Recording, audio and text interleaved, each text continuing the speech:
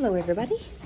I'm going to show you what we did with the corn crib. Last fall we restored it and moved it and put corn in it. I want to show you how it improved and how we like it. And yeah, corn.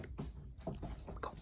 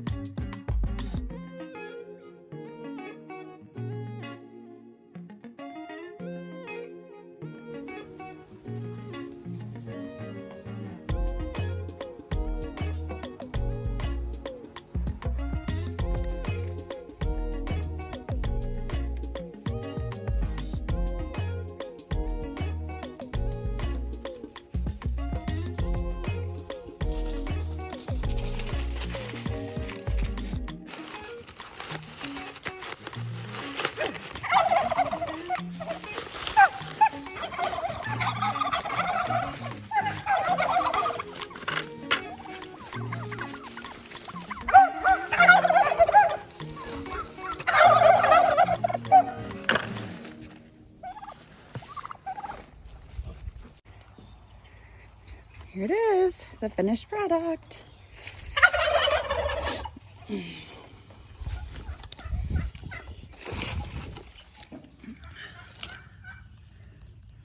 That corn has been in here since last fall and it is so dry and it looks so nice.